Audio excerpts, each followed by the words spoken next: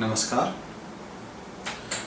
बिहार पर विचार की श्रृंखला में न्याय व्यवस्था, सामाजिक नियम और कानूनों और व्यवस्था पे कहना चाहूंगा कि न्याय नयापन लाता है, पुराने की भूलने की प्रक्रिया को आगे बढ़ाता है, प्रायश्चित का मौका देता है, क्षमा का मौका देता है और दंड का भी प्रावधान करता है, जिससे जीवन चलता रहे, प्रकृति चलती रहे। न्याय का काम कभी भी डर दिखाना नहीं है, क्योंकि डर दिखाओगे तो चीजें वहीं की वहीं रुक जाएंगी, आगे नहीं बढ़ेंगे।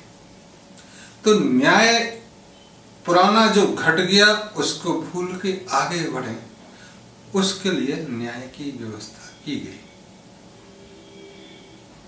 कि चीजें आगे अच्छी चले। लेकिन आज कमोबेश स्थिति बहुत चिंताजनक बनी हुई है। एक घटना आती है कि एक बच्चा अपने बापू के साथ एक दुकान पर सामान खरीदने गया और सामान खरीदते खरीदते बच्चा बोलता, बापू ये महंगा दे रहा है, ये इतने का मिलता है, ये सामान भी ये महंगा लगा रहा है, ये इतने का मिलता है। बापू उसको कहता, चुप कर बेटा। और ऐसे हर सामान में वो बच्चा कहता है, पापा ये ज्यादा पैसे ले रहे हैं। तो बापू उसको चुप कराता है। फिर जब घर आते हैं तो बच्चा बोलता है, आप उस व्यापारी को बोले क्यों नहीं कि वो हर पैसे ज्यादा ले रहा है। बच्चे को व्यापारी ने समझाया कि देखो, अगर वो सामान में ज्यादा पैसे नहीं लेगा तो उसके पास पैसा कैसे इकट्ठा होगा। और वो सिर्फ हमसे थोड़ी ना ज्यादा ले रहा, वो सारे ग्राहकों से ज्यादा लेता है, तभी तो उसका पास पैसा ज्यादा इकट्ठा होगा। और तुम्हें पता है कि हम क्या काम करते हैं? तो बच्चा बोला, हमको नहीं पता आप क्या काम करते हो। बोले, हम चोरी का काम करते हैं बेटा, जब हम जाएंगे तो उसके यहाँ पैसा तो मिलना चाहिए ना। अब तुम कम करा दोगे तो पैसा कम हो जाएगा। और कहते हैं कि कुछ दिन बाद व्यापारी के यहाँ चोरी हो गई। व्यापारी के यहाँ चोरी हुई, व्यापारी ने थोड़ी सुरक्षा बढ़ाई और उसके बाद और पैसे लेने लगा ज्यादा, जिससे कि पुराने पैसों की भरपाई हो जाए और आगे की व्यवस्था ठीक होने लगे। इधर चोर और उसका बेटा कुछ दिनों बाद फिर उस दुकान पे पहुंचे और देखा कि वो व्यापारी पहले से ज्यादा पैसे लेने लगा। तो उसने कहा, बापू अब तो ये और भी ज्यादा लूटने लगा। तो बापू ने कहा कि हाँ बेटा, अब इसके यहाँ से और ज्यादा पैसा मिलेगा, चिंता क्यों करते हो। तब कुछ दिनों बाद फिर चोरी हो जाती है। इस चोरी के बाद व्यापारी अपने घर में सुरक्षा बढ़ा देता है और पुरानी भरपाई करने के लिए और आगे के लिए नई नई स्कीमें लेते आता है, उधार की बात लेके आता है, चीजों को स्कीम के तहत महंगे से बेचने की कोशिश करता है, डाउन पेमेंट की बात करता है, कैशलेस इंटरेस्ट की बात करता है, तमाम चीजें लेके आता है, जिससे आदमी का दिमाग घूम जाए और अंततः वह ज्यादा पैसे दे जाए और सुरक्षा बढ़ा देता है। कुछ पैसा फिक्स डिपॉजिट में डालने लगता है, कुछ सोना चांदी इकट्ठा करके रखने लगता है। इस बार जब बच्चा और बापू जाते हैं दुकान पे तो कहते, पापा इसने तो स्कीमें भी ला दी हैं, सुरक्षा भी बढ़ा दी, अब आप क्या करोगे, और पैसे भी ज्यादा लेता है। तो बापू ने कहा कि कोई बात नहीं। कुछ दिनों बाद व्यापारी के यहाँ एक मामूली चोरी होती है, क्योंकि सुरक्षा बढ़ गई थी और चोर भाई उसके यहाँ ज्यादा बड़ी चोरी नहीं कर पाए। इस बार व्यापारी सज्जन ने चोरी की शिकायत की और चोरी की शिकायत के बाद नगर प्रशासन ने कुछ दिनों में चोर को पकड़ लिया। चोर को पकड़ने के बाद उन्होंने क्या किया जाए, तो गांव के बाहर एक साधु बाबा रहते थे, उनके पास गए और उनसे कहा कि न्याय करिए, ये चोर पकड़ा गया है और इसने इन व्यापारी बंधु के यहाँ चोरी की है, अब क्या न्याय देना है आप करें। इस गांव में चोरियां तो होती नहीं थी। तो साधु ने कहा कि मुझे 7 दिनों का समय दो, मुझे गुप्त जानकारियां इकट्ठी करने दो, लोगों से विचार विमर्श करने दो, तब तक तुम इन चोर कहे जाने वाले सज्जन को इज्जत के साथ रखो, इनके परिवार की सुरक्षा करो और व्यापारी के परिवार की भी सुरक्षा करो। 7 दिनों के बाद विचार विमर्श गुप्त जानकारियां इकट्ठे करने के बाद साधु ने सारे जो भी संबंधित लोग थे उनसे कागजों के साथ, सबूत के साथ, साक्ष्य के साथ आने को कहा और न्यायालय शुरू हुआ। तो साधु बाबा ने सबसे पहले व्यापारी से पूछा, आपके यहाँ चोरी हुई है? बोले हाँ। तो चोरी में गए हुए सामान का ब्यौरा दे। जी, व्यापारी बोला। आपके यहाँ इसके पहले भी चोरी हुई है? बोले हाँ। हर चोरी का ब्यौरा दे सामान का। इसके बाद साधु ने पूछा चोर से, जो कहा जा रहा था, कि आपने चोरी की है? बोले हाँ। तो बोले जितनी चोरी की है सब चोरी का ब्यौरा दो, जो भी सेठ के यहाँ तुमने चोरी की है उस चोरी का ब्यौरा दो। उसने कहा ठीक है। फिर साधु ने नगर के जवानों से पूछा, इसके यहाँ चोरी का कितना सामान मिला, उसका ब्यौरा दो। तो जवानों ने कहा कि इसके यहाँ से तो कोई खास सामान मिला नहीं, जैसा आम घरों में होता है वही सामान मिला है।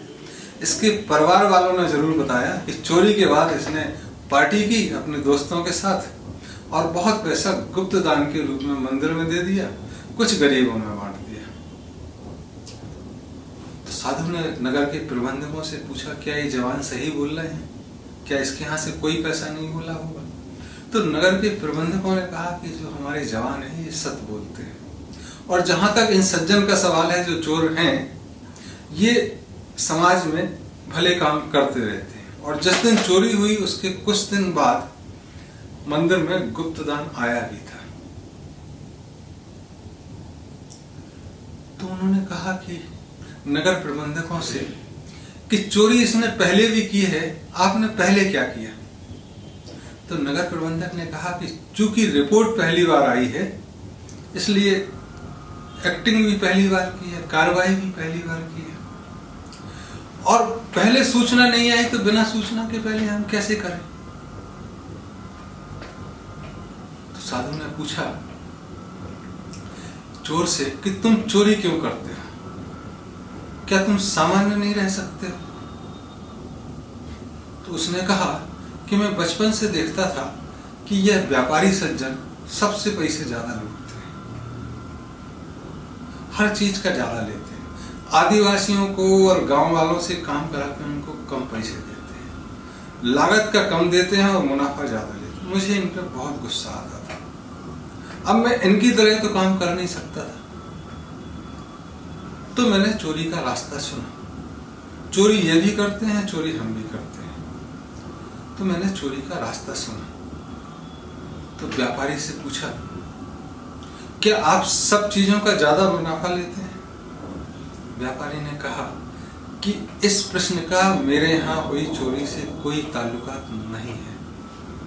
यह चोर खड़ा है, इसने चोरी कबूल की है, इसको आप कठिन से कठिन दंड दो, जिससे कि समाज में कोई दूसरे चोरी करने की हिम्मत न कर सके। साधु ने कहा कि ताल्लुक है, अगर आपके पैसा नहीं होता पास में तो यह चोर आता भी तो इसको क्या मिलता? तो यह धन कैसे हुआ इकट्ठा, ये हमको बताओ। तो व्यापारी ने कहा, इस प्रश्न का कोई मतलब नहीं है कि मेरे पास कैसे धन इकट्ठा हुआ, ये मैंने अपनी मेहनत से कमाया है।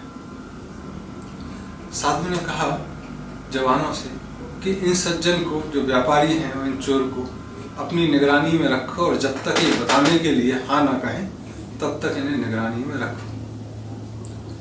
इसको देखते हुए व्यापारी घबराया और बोला, यह तो व्यापार के नियम है, यह तो आवक जावक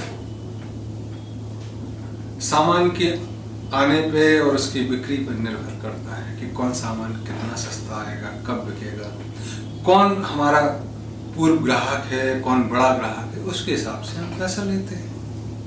तो यह तो बाजार के नियम है। और आपको बता दें कि साम्यवाद क्यों नहीं चला, क्योंकि उसमें स्वार्थ सिद्धि नहीं थी और पूंजीवाद की व्यवस्था चल रही है।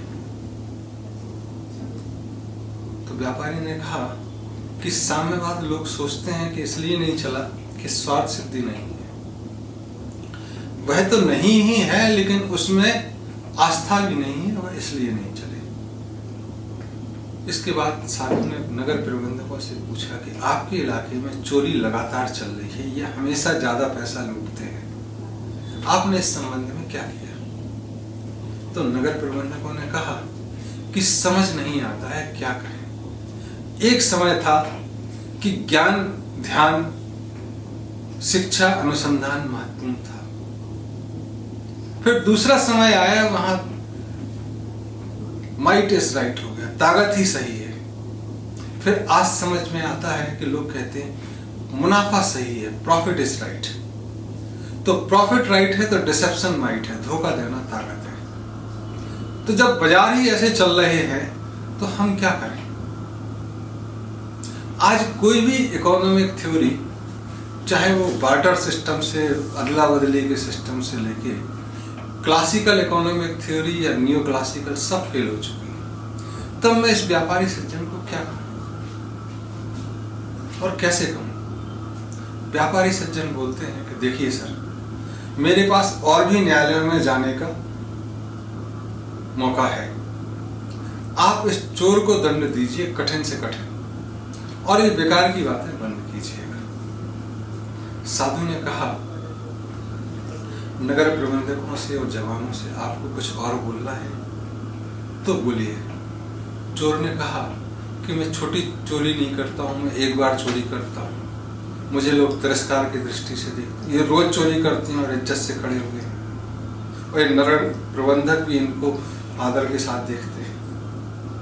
अगर चोरी हम कर रहे हैं तो ये भी कर रहे हैं, इनको भी दंड मिलना चाहिए। और ये नगर प्रबंधक भी चोरी रोकने में नाकामयाब रहे हैं, तो कहीं ना कहीं इनकी भूमिका भी है, अपने काम से चोरी करते हैं, तो इनको भी मिलना चाहिए। और अगर ये सब नहीं मिलेगा तो जवानों का क्या होगा? ये तो बेरोजगार रहेंगे ना कल के दिन। चोर ने कहा। तो साधु ने कहा कि बात सही है, जवानों से आपको क्या कहना है? बोले ये सब हमारे समाज का अंग है और सारी अव्यवस्था फैलाए हुए है। न्याय नहीं है इसलिए अव्यवस्था है, तो हम तो आपको कहेंगे कि न्याय दीजिए जिससे व्यवस्थाएं भी ठीक हों, इनको दंड ही ना मिले। तो यह सब सुन के साधु बाबा ने एक बार फिर से पूछा सबको कि कुछ कहना चाहते हो? जब सबने कहा कि हम कह चुके, तब साधु बाबा ने कहा कि सामान्यतः चोरी व्यापारी ने भी कबूल ली है और चोर ने भी कबूल लिया, तो एक दंड यह होता कि इन दोनों के हाथ काट दिए जाएं, जिससे चोरी करने लायक ना रहे। लेकिन ऐसी व्यवस्था में इनको जीवन भर खिलाना पड़ेगा। तो हाथ काटना एक समाधान नहीं है, इनकी नीयत बदलना, आदत बदलना, दिशा बदलना एक समाधान है। दूसरा चीज कि आपने हमको अंतिम न्यायालय माना, और पहला भी, इसलिए मुझे खुशी है कि यह पहला और अंतिम न्यायालय है, इसके बाद आप नहीं करेंगे। तीसरी चीज, आपने एक ऐसे व्यक्ति को चुना जिसका समाज से सरोकार है भी लेकिन किसी से संबंध नहीं है, क्योंकि न्याय व्यवस्था वही न्याय दे सकता है जिसका किसी से कोई लेना देना नहीं है, और मैं अपनी मर्जी का स्वतंत्र हूं। इसके बाद उसने कहा कि देखो व्यवस्थाएं खराब हो गई है, तो व्यवस्थाओं पे काम करना बहुत जरूरी है। अब अंत में मैं कहना चाहूंगा कि सारे लोग दोषी हैं, इस समाज में और कितने सेठ के व्यापारी जैसे लोग हैं, व्यापारी, उनका पता लगाना भी जरूरी है। तब अब मैं सीधे सीधे सजा पर आता हूँ। तो इन चोर की जिम्मेदारी है कि 2 महीने में पता लगा के दें कि व्यापारी की तरह कौन कौन काम करता है। जवान लोग इस चोर के घर की सुरक्षा करें, व्यापारी के घर की सुरक्षा करें। यह जो व्यापारी बाबा हैं, इन्होंने 5 वर्ष में जितना चोरी से पैसा कमाया है वह समाज में दें। और समाज के प्रबंधक, इस समाज में एक तालाब की कमी है, पानी की कमी है, तो मिलकर एक तालाब खोदें। यह समाज का नयापन लेके आएगा। ऐसी चीजों की जरूरत है। यह एक दृष्टांत है, लेकिन न्याय ऐसा ही होना चाहिए। आज जो कागजों पे न्याय चल रहा है, आज जो नौकर न्याय दे रहे हैं, इस न्याय व्यवस्था से न्याय नहीं मिलेगा। 1908 में गांधी जी ने एक किताब लिखी है महत्वपूर्ण, हिंद स्वराज्य, जिसमें एक चैप्टर लॉयर भी है। और उन्होंने दिखाया कि कैसे जज और वकील क्रॉस कजन है, आपस में मौसेरे भाई है। जैसे चोर चोर मौसेरे भाई होते हैं, वैसे जज और वकील मौसेरे भाई हैं।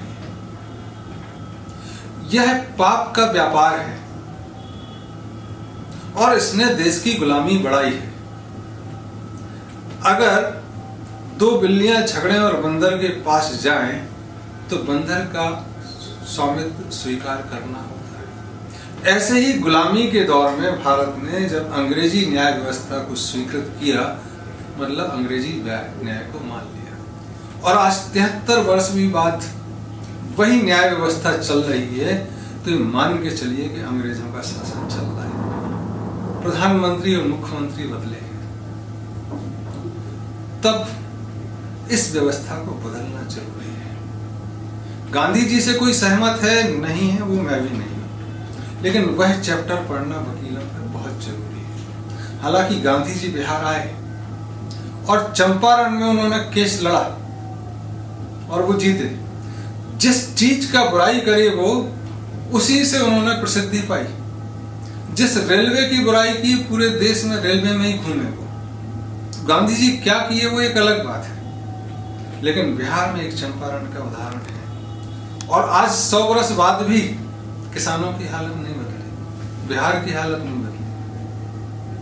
तो बिहार जो हम कह रहे हैं कि जिम्मेदारी बनती है कि न्याय व्यवस्था नौकरों से मालिक के पास आए, ऐसे समृद्ध और ऐसे प्रबुद्ध वर्ग के पास आए, ऐसे सन्यासी वर्ग के पास आए जो जमाना देख चुके हैं, जिसका जमाने से कोई लेना देना ना हो। ऐसी व्यवस्था के लाने के लिए हमें कार्य करना होगा, तब जाके हम चीजें ठीक होंगी। तब अंधेर नगरी चौपट राजा नहीं कहलाएगा। तब अच्छा देश, गौरवशाली भारत जैसे नाम है ना, भा मतलब रोशनी, रथ मतलब व्यस्त, जो रोशनी देने में व्यस्त है, तब हम सही मायने में भारत